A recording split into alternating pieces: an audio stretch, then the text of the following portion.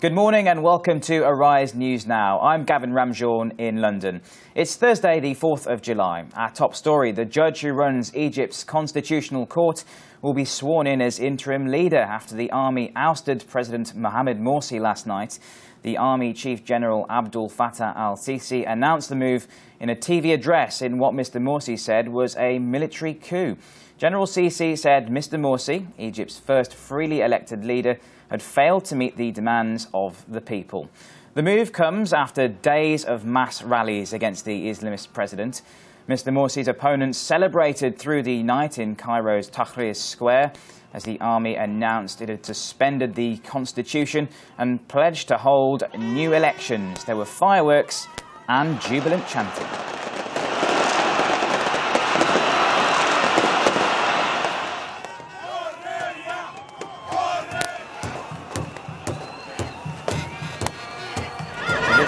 Is the scene live in Tahrir Square. As you can see, things are much quieter there now as people rest after the night's celebrations.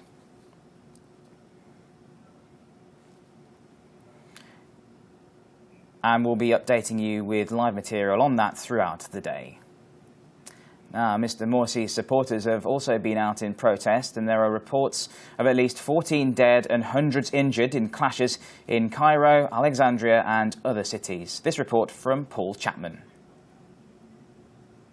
At least 14 people have died in fighting between supporters and opponents of Egypt's president since he was ousted by the army.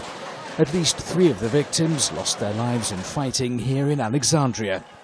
Witnesses said gunfire broke out as protesters hurled rocks and bricks. The other casualties came during outbreaks of fighting in the north and south. The head of Egypt's armed forces is appealing for calm.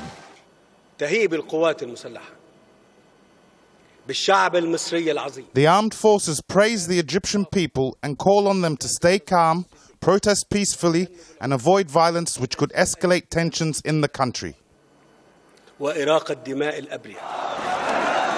Supporters of ousted President Mohamed Morsi rallied in front of Rabah Mosque in Cairo, vowing to die in his defense. God willing, we will not leave here until the president we voted for, under the name of God and his prophet, is reinstated in office, or else we shall become martyrs. Morsi's opponents packed the area outside the presidential palace to celebrate the news of his downfall.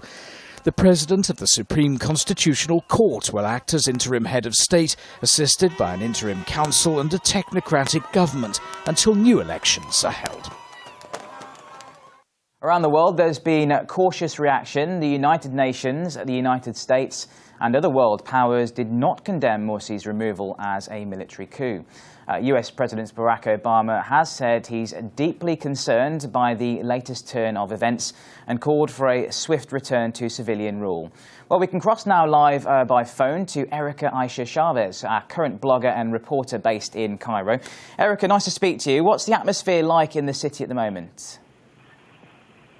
Well, I think at the moment a lot of Egyptians are sleeping in after being up all night long last night, reveling and being excited as to what the future holds with the new promise of the army having taken Morsi out.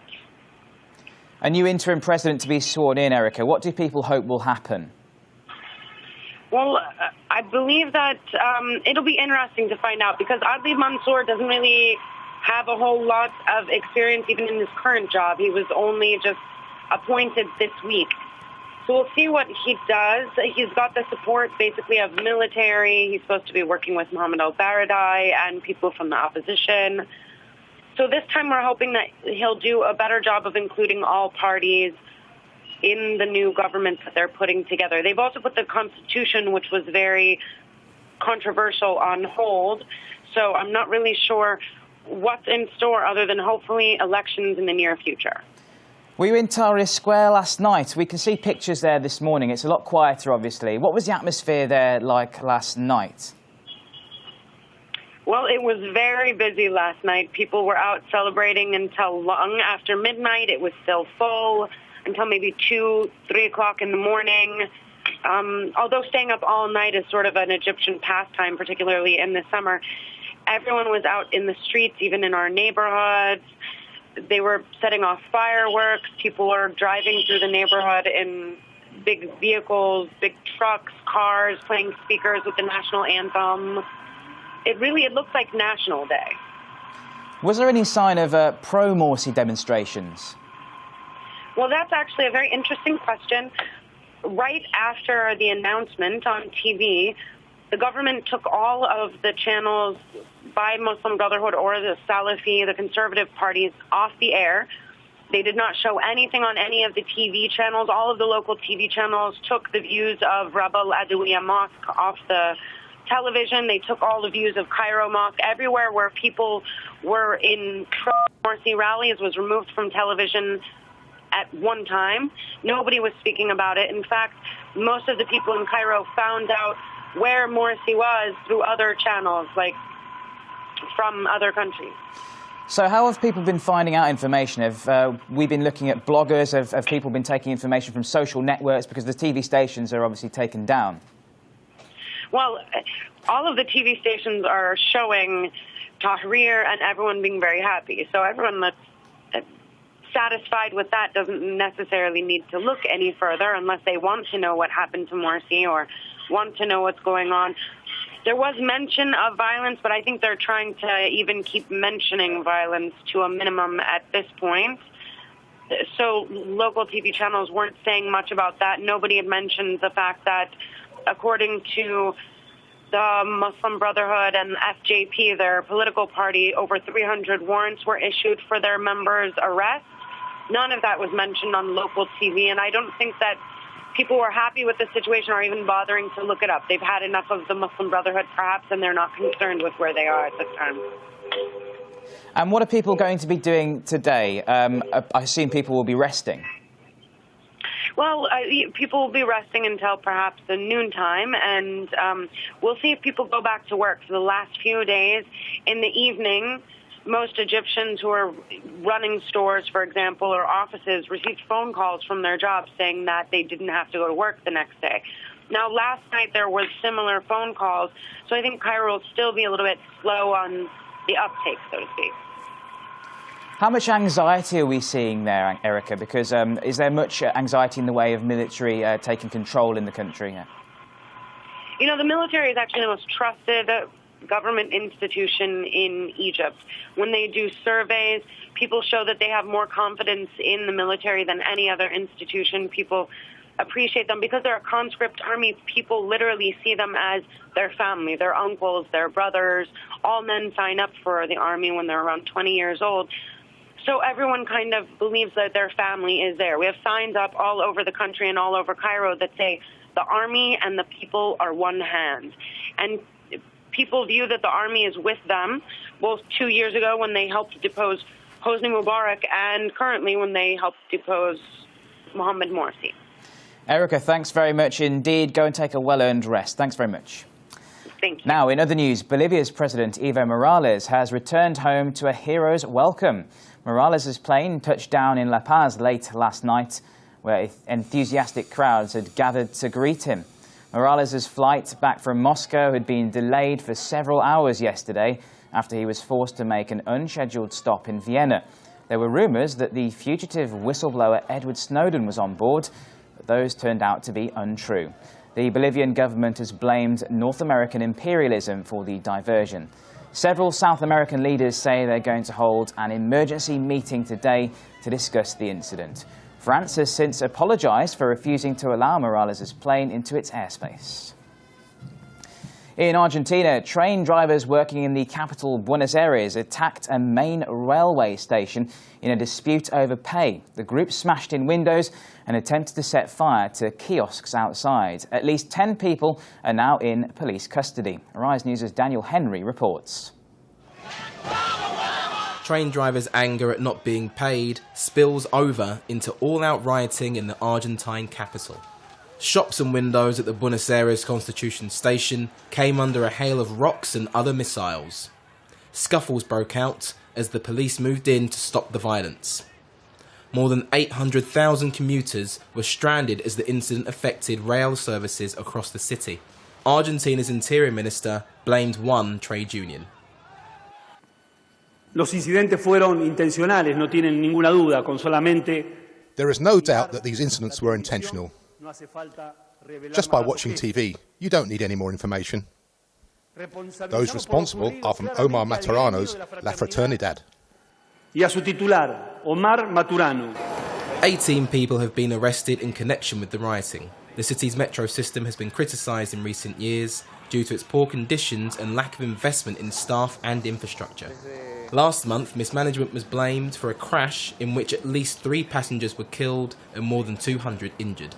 Daniel Henry, Arise News. The remains of 3 of Nelson Mandela's children have been exhumed from a property belonging to his grandson, Mandla Mandela. It's understood they've been taken from Mvezo in South Africa's Eastern Cape province to a funeral parlour in nearby Umtata. It comes hours after a court ruled the remains should be removed for reburial in a nearby family graveyard. Dembra Gambara reports. A caravan of police cars and hearses descended on the property of Nelson Mandela's grandson on Wednesday, using a pickaxe to gain entry after he failed to meet a deadline to return remains to the family cemetery. But now that the gate is open, I think it is a family thing now. Let them go down, then you won't be allowed to go down. Thank you. Fanning out across the property, the team was expected to begin the grisly work of exhuming bodies of 3 of the former South African president's children.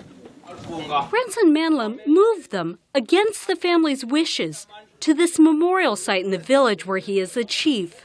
Some have accused Mandla of exploiting his grandfather's legacy. The ensuing legal battle and rift in one of the country's most prominent families has captivated South Africans, who are bracing to say goodbye to one of the world's most admired men. We can now cross to Johannesburg to join our reporter Shahan Ramkissoon. Shahan, good to speak to you. What happens now to the remains? Well, the remains are currently undergoing testing at the Nelson Mandela Hospital in Umtata. And once they are cleared and are found to be positive, that's when we see them being reburied in Qunu in the Eastern Cape. So the family, of course, wanting to be very sure that these are the remains. You do know that they were unmarked grave sites in Mvezo where they were exhumed from. So they just want to double check and make sure that it is the right thing, and then they'll take it from there. So it should happen later on this afternoon. The tests are currently being conducted, and we're all waiting to see whether they are in fact the remains of Nelson Mandela's children. This is an awful rift for the Mandela family, of course. A terrible situation there, isn't it? Yeah, it is. You know, it's turning quite ugly here in South Africa, especially with the Mandela family. You know, lots of South Africans are saying that it is a shameful time for the family, especially since Nelson Mandela is fighting for his life in hospital. The outrage that we've seen from the family members themselves and the division is quite evident and clear.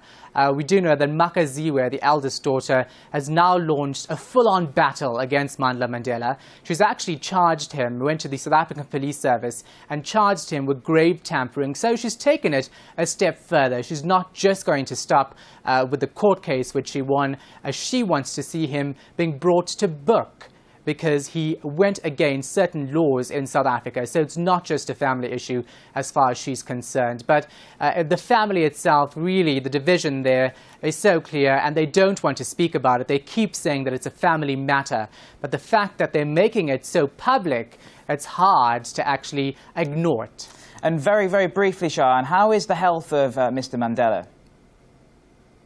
Well, still stable but critical. That's what the presidency said 2 days ago. No real update from them, and no scheduled visit from President Jacob Zuma as well. Now what everyone's actually waiting for is Mandla Mandela's press conference, where he says he wants to give his side of the story. It's supposed to happen just around 10 a.m. local time. It's past that time now, so we're going to wait and see, and then we'll give you an update as soon as we get that. Shahan, thanks very much indeed for that. Always a pleasure. That's just about it from us now. We'll keep you updated on the situation in Egypt and, of course, in South Africa on Mr. Mandela's health as much as we can. In the meantime, do join us in around an hour's time for all the latest news.